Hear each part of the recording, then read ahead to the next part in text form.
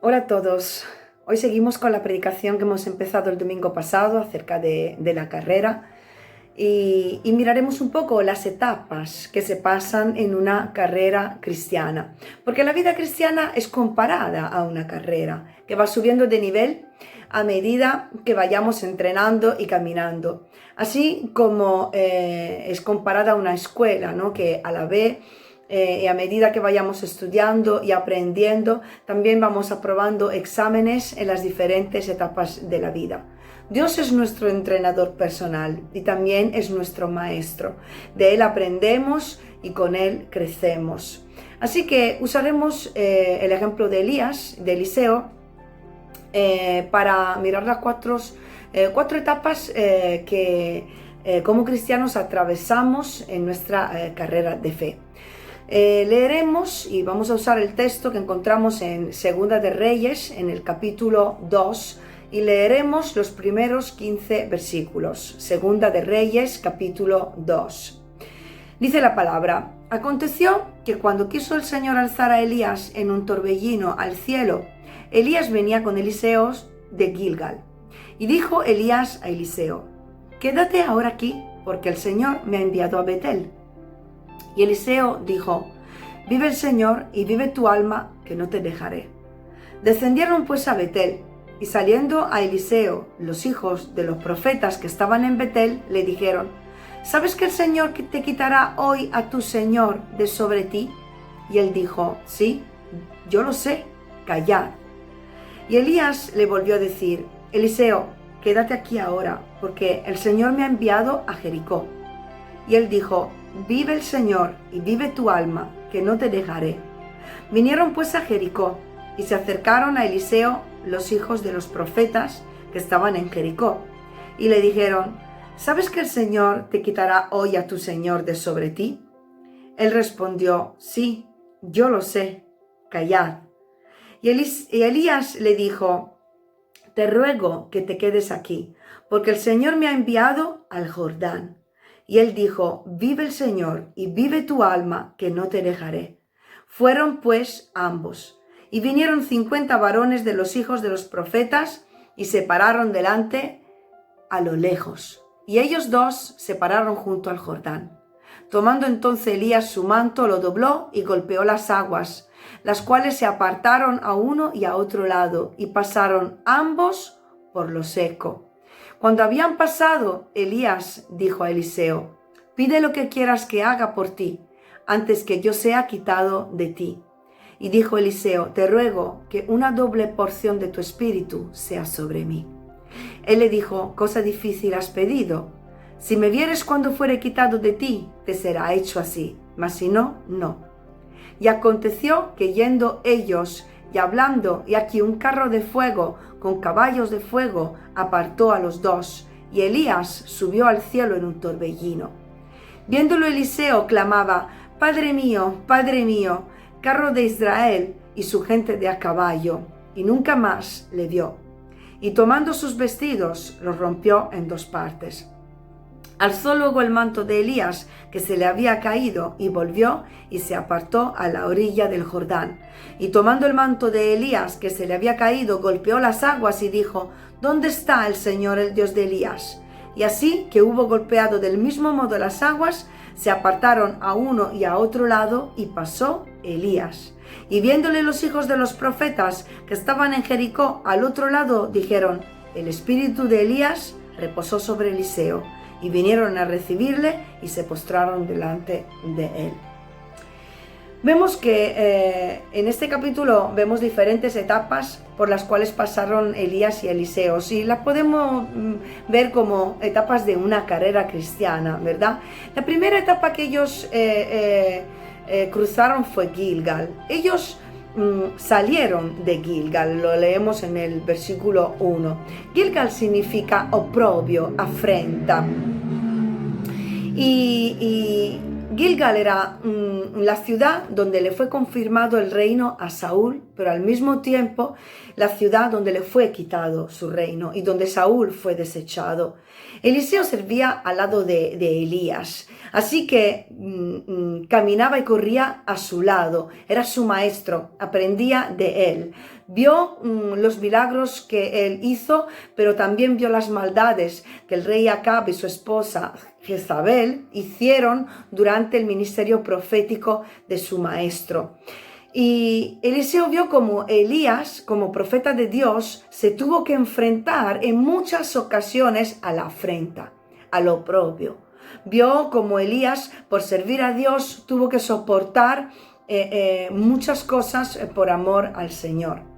Y esto nos hace pensar, ¿no?, que para nosotros, para muchos creyentes, empezar la carrera cristiana, porque Gilgal fue el punto de partida, ¿no?, en este capítulo, para muchos creyentes empezar una carrera cristiana va a significar el afrenta, va a significar enfrentarse a la burla, enfrentarse a situaciones familiares difíciles en las cuales la familia, los amigos, los colegas de trabajo pues se ríen de nosotros, crean oposición, crean un distanciamiento con nosotros.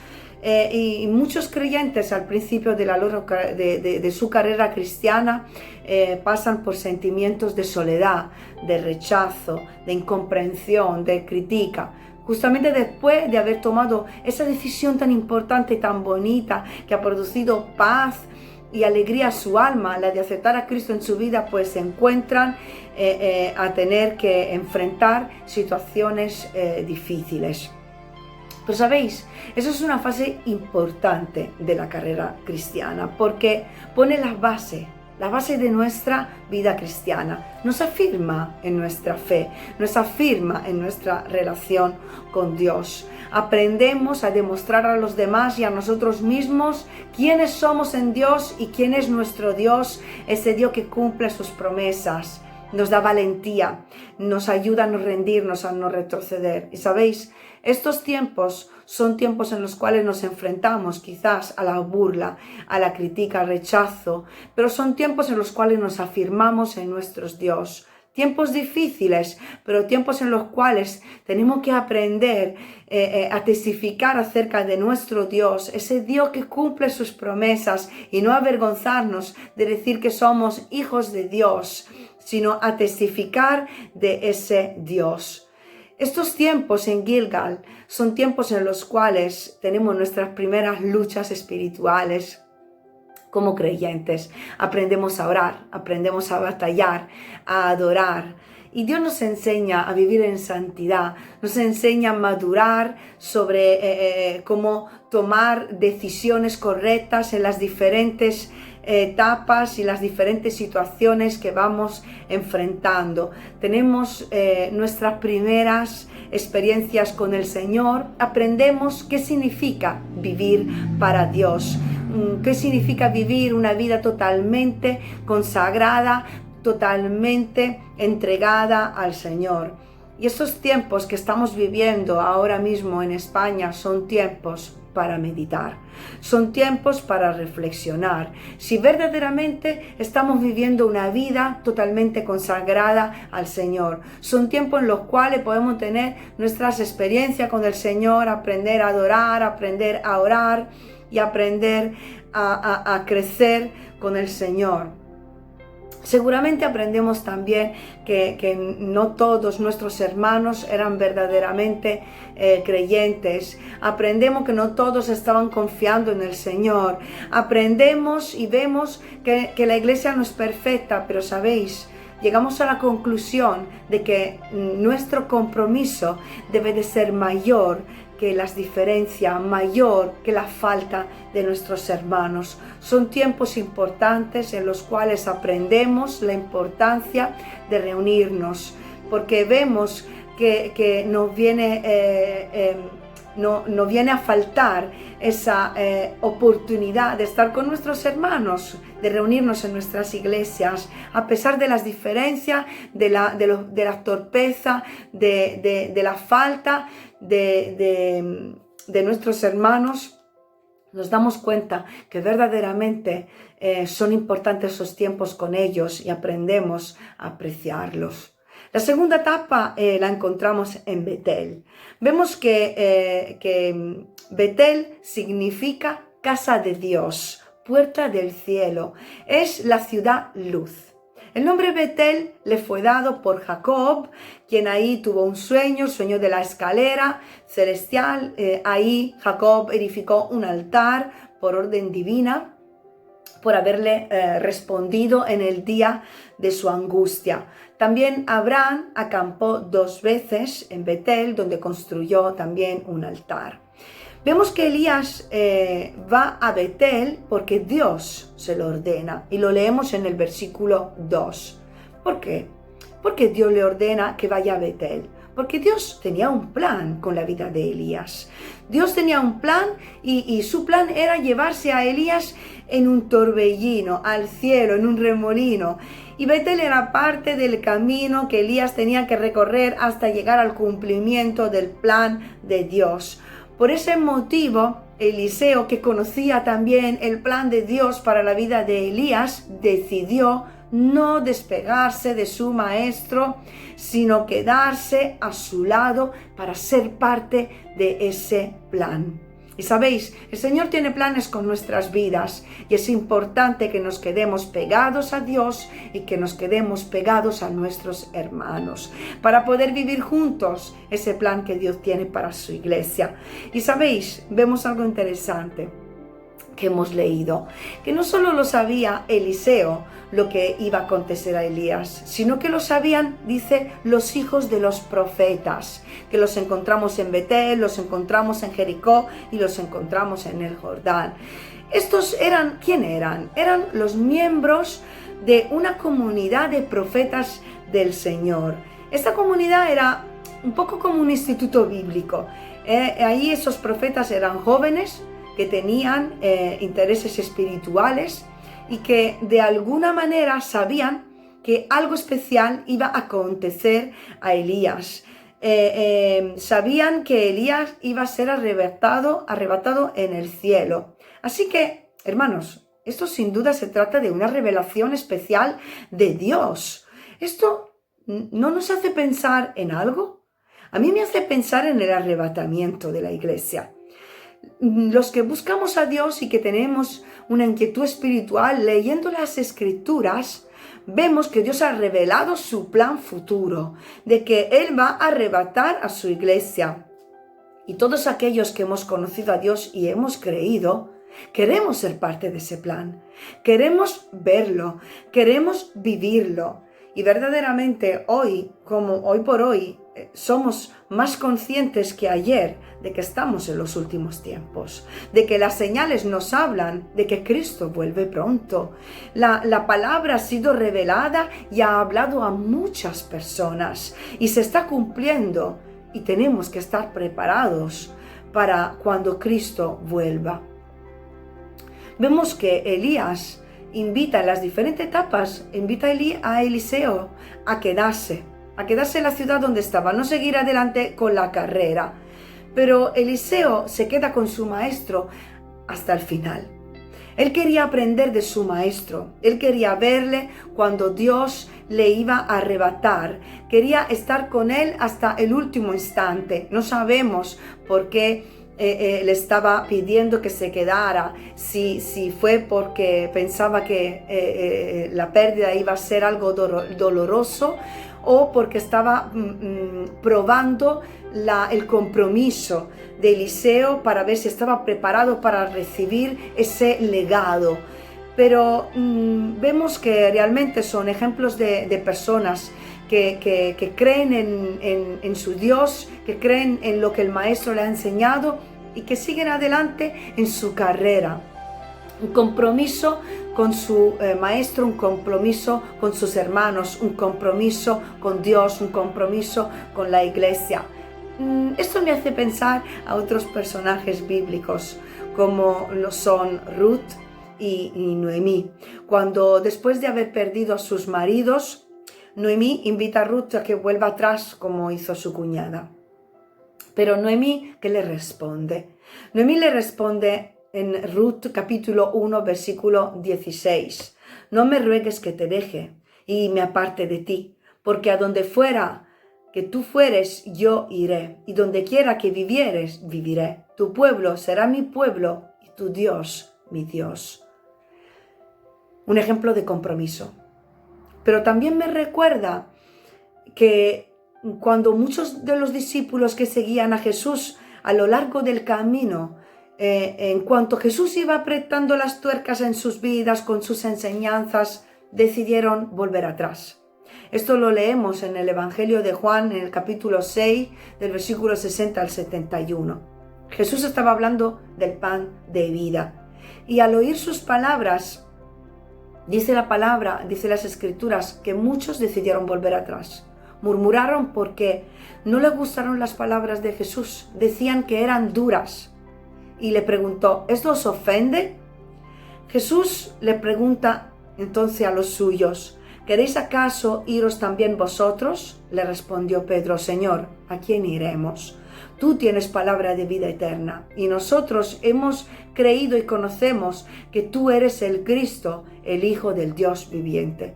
Sabéis, en estos tiempos tan difíciles en los cuales tenemos ocasión de hablar del Señor a las personas y realmente decirle que estamos en los últimos tiempos, que todo lo que está ocurriendo son señales de que Jesús va a volver pronto, y a muchos no les gusta este mensaje.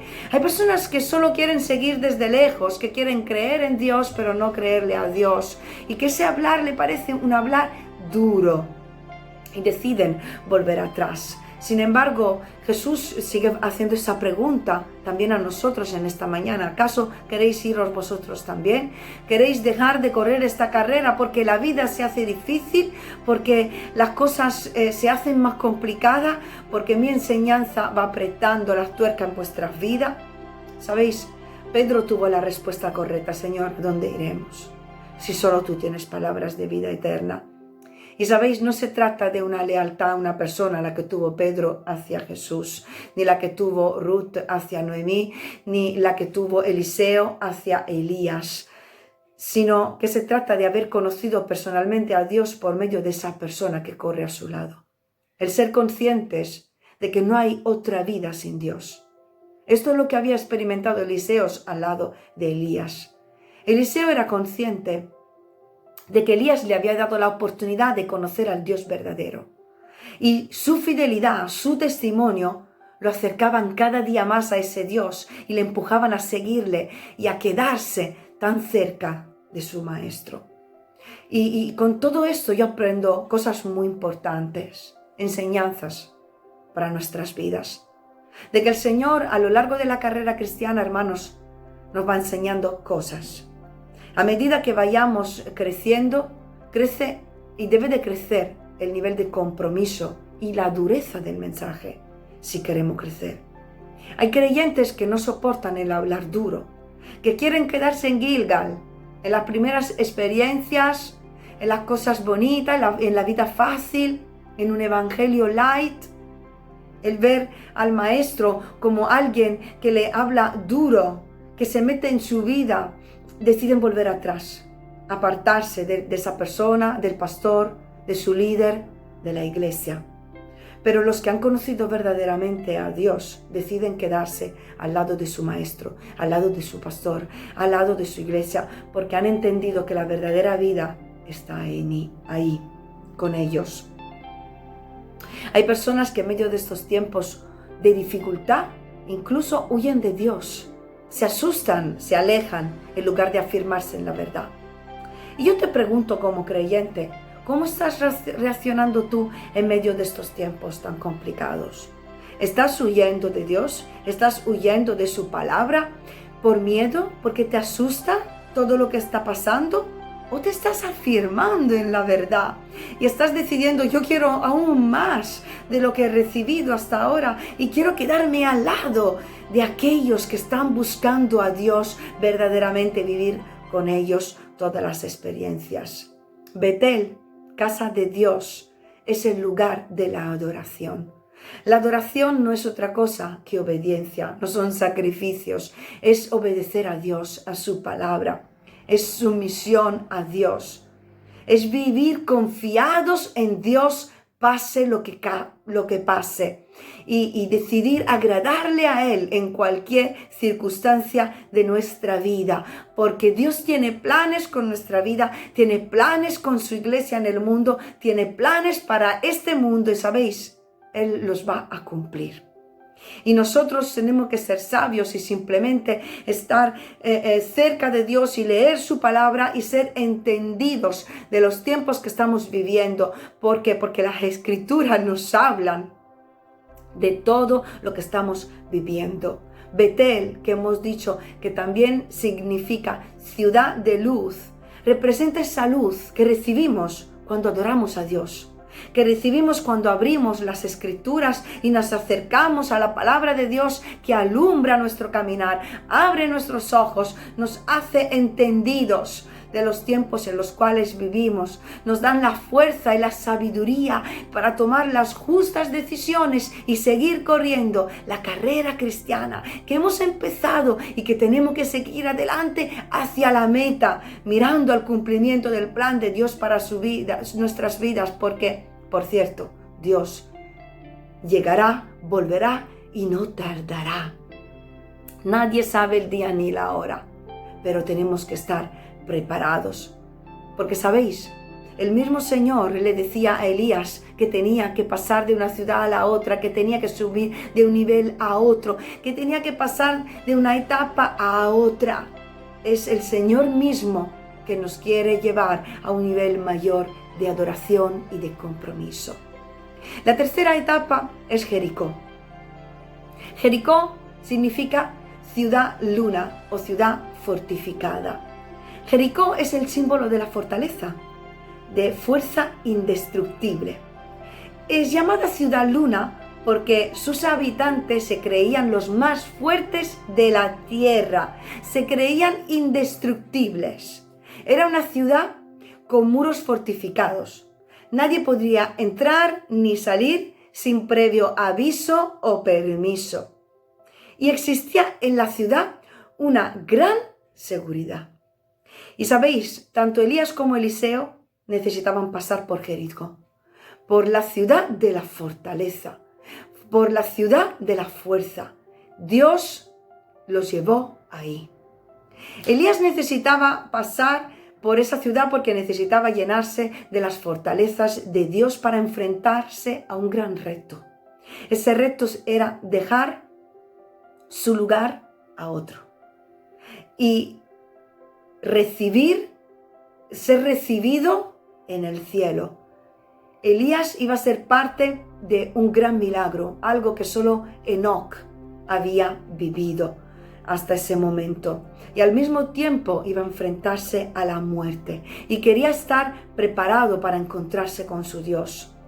Por otra parte, Eliseo también necesitaba pasar por Jericó, porque necesitaba ser llenado de la fortaleza de Dios, porque estaba a punto de recibir un nuevo ministerio, estaba a punto de recibir una nueva misión, de empezar una nueva etapa en su vida. Y nosotros, hermanos, como cristianos, necesitamos también pasar por Jericó, porque necesitamos llenarnos de la fortaleza de Dios, que sea para empezar con el servicio como para dejarlo, que sea para empezar una vida cristiana como para estar en los últimos momentos de nuestra vida, que seamos jóvenes o seamos ancianos. Jericó representa esos momentos en los cuales Dios tiene tratos especiales con nuestras vidas. Son esos tratos, esos momentos en los cuales Dios nos transforma por dentro. Dios nos moldea. Son tratos que en ocasiones duelen, pero que nos hacen fuertes y nos preparan para lo que tiene que llegar, que por cierto será grandioso, será mayor. Suelen ser casi siempre esos momentos en los cuales estamos a punto de recibir una bendición. Y el enemigo también viene para frenar nuestra carrera, viene para atacarnos, para que dejamos de correr, para que dejemos de caminar, para que no recibamos la promesa. Este tiempo de prueba para nosotros en España puede ser nuestro Jericó. En la soledad en la que nos podemos encontrar en nuestras casas, hermanos, podemos hacernos fuertes. Podemos hacernos fuertes en Dios. Esos tiempos nos preparan para recibir lo que va a llegar, que estoy convencido que va a ser mayor que lo anterior. Si hoy nos paramos a buscar al Señor y a recibirle, a orar en nuestra vida, hermanos, una doble porción de su Espíritu y de su bendición está preparada para nosotros, porque lo mayor está aún por llegar. Y por último, nos encontramos delante de la cuarta etapa que atravesaron Eliseo y Elías en su carrera cristiana, que también nosotros vivimos: el Jordán. Jordán significa que desciende. Es un río peligroso. A menudo se desborda, pero aún así es necesario pasar al otro lado del río. ¿Por qué? Porque al otro lado del río está la doble porción del Espíritu de Dios. Al otro lado del río está la bendición, está el nuevo comienzo, está la promesa de Dios. Elías tenía que descender para poder subir al cielo. Eliseo tenía que descender para poder subir a otro nivel. Al otro lado del Jordán, Eliseo recibió lo que pidió, la doble porción del Espíritu. No sabemos cómo cruzó ese Jordán, porque no sabemos si Eliseo en ese momento, mientras estaba cruzando el río, tenía miedo, tenía dudas, si fue algo doloroso, porque estaba pensando que iba a separarse para siempre de su maestro, que no iba a volver a verle. Pero sabemos que tenía un cariño muy grande con su maestro. De hecho, su grito lo dice, Padre mío, que nos hace ver, ¿no? Manifiesta ese sentimiento de hijo espiritual hacia su maestro, porque las pérdidas son duras. Perdemos personas queridas, perdemos trabajos, seguridades en etapas de nuestra vida.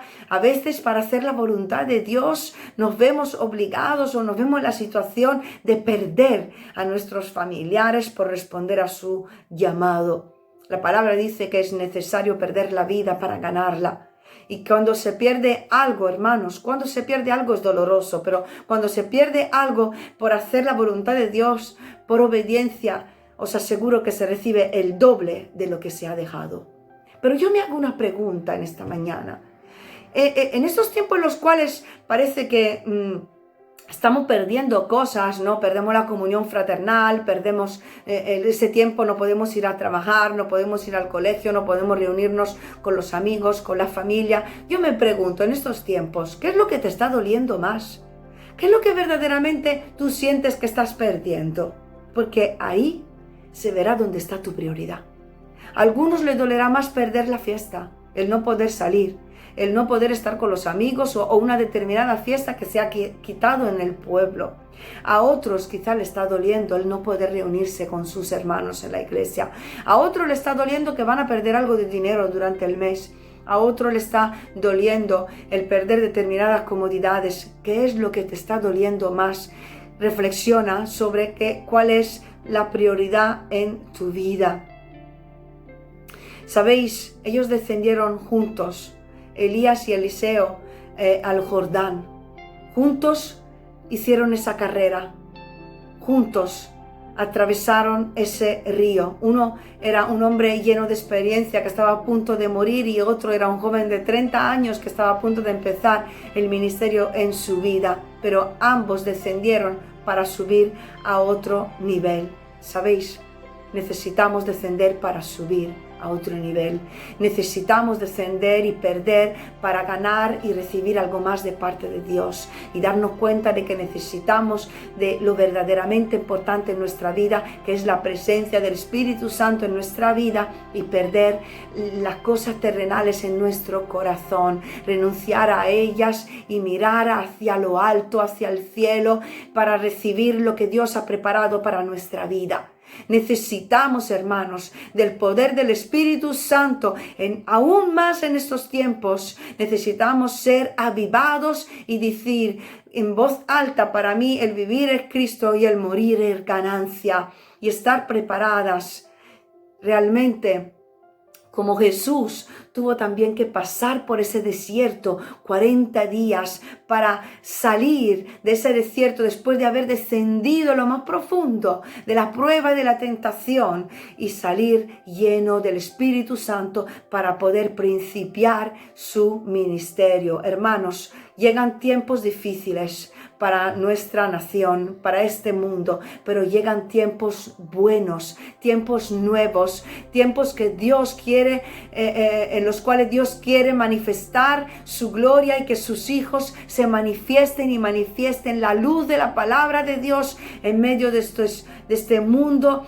de tiniebla.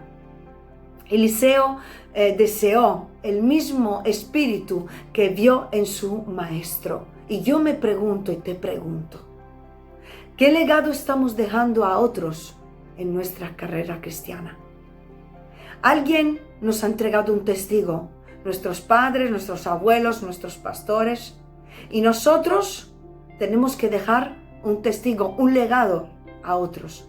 Los padres a los hijos, los líderes de jóvenes a sus jóvenes, los jóvenes a los niños, porque sabéis, os observan. Los maestros a los niños de la escuela dominical, los pastores a sus congregaciones, cada creyente a sus vecinos, a sus familiares, a la ciudad donde vive, a las personas que no son creyentes. Una generación deja un legado a otra. ¿Qué legado estamos dejando? ¿De formas y liturgias? ¿De reuniones? ¿O de poder y llenura del Espíritu Santo? En estos tiempos donde todos tienen miedo, tienen ansiedad, están afanados, ¿qué ejemplo estamos dejando en nuestros hijos y en nuestra sociedad? Eliseo es el prototipo del buen discípulo que sobrepasa a su maestro. Pidió y recibió la doble porción del espíritu de Elías, algo difícil, pero que Dios le dio. Elías hizo 7 milagros, Eliseo hizo 14. Jesús dijo, el que en mí cree, las obras que yo hago, él las hará también. Juan 14, 12. Y aún mayores hará, porque yo voy al Padre. Vivamos este tiempo como una etapa de nuestra carrera que nos llevará a superarnos y a crecer. Dios mismo nos está llevando por este camino. Síguele y confía. Él está preparando algo bueno, algo grande, porque todo lo que Él hace es bueno. Corre tu carrera y confía en Él.